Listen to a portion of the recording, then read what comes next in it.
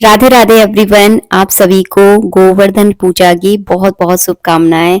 गोवर्धन पूजा किस प्रकार की जाती है, अगर आपके पास गोबर नहीं है तो मैं आपको बहुत सरल तरीका बताने वाली हूँ गोवर्धन पूजा का। तो इस पूजा को खुले आसमान में किया जाता है। तो आप इसे आप चाहें तो छत पे कर सकते हैं, अपनी बालकनी में इस पूजा को कर सकते हैं, या फिर आप दरवाजे के बाहर भी कर सकते हैं, लेकिन खुले आसमान में इस पूजा को करें।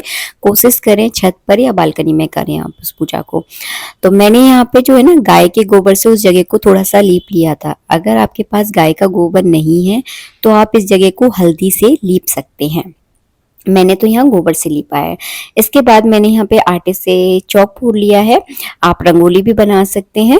तो इस तरह से जो है ना चौक तैयार कर लें। इसके बाद देखिए ये है पूजा की सामग्री।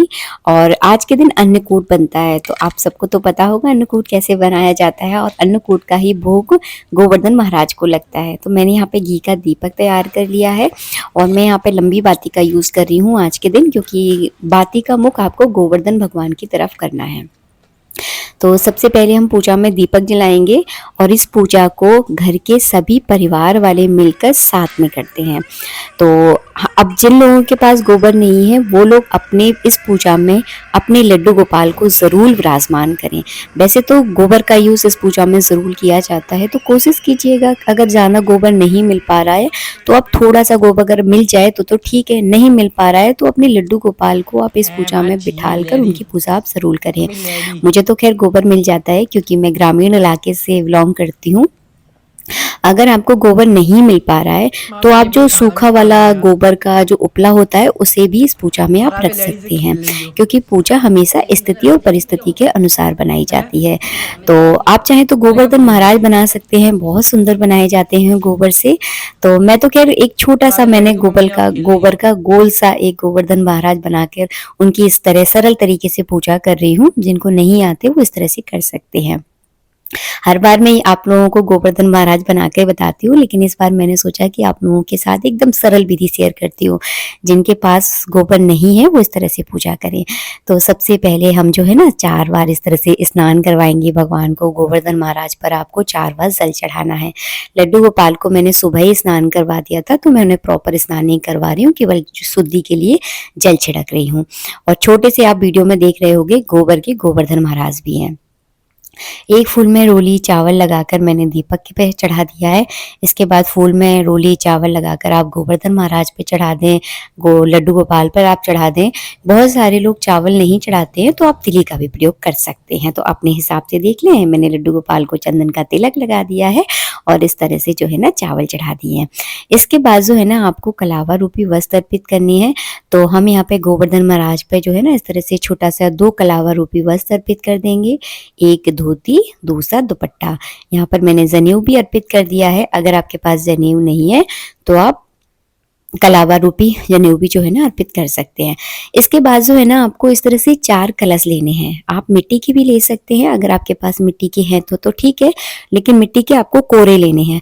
अगर मिट्टी के नहीं है तो इस तरह से आप 4 बड़े से जो है ना लोटे टाइप से आते हैं, कलश टाइप आते हैं, वो भी ले सकते हैं। नहीं है तो इस तरह से छोटे छोटे से गिलास भी ले सकते हैं। तो मैंने यहाँ पे छोटे छोटे से गिलास ले लिए हैं, और इनमें इस तरह से कलावा बांध लें, और इनको चौक के चारों कोनों पे रख दें, जैसे मैं वीडियो में आपको दिखा रही हूँ। सभी में जो है ना मैंने खील बतासे भर दिए हैं। कुछ लोगों के यहाँ इन जो कलश रखे हैं इसमें गाय का दूध भी भरा जाता है। तो आपके यहाँ देखिए जैसी परंपरा रही हो उस हिसाब से भर दें। हमारे यहाँ इसमें हम लोग खीली भरते हैं। अगर आपके यहाँ दूध भरते हैं तो आप इसमें दूध भी भर सकते हैं।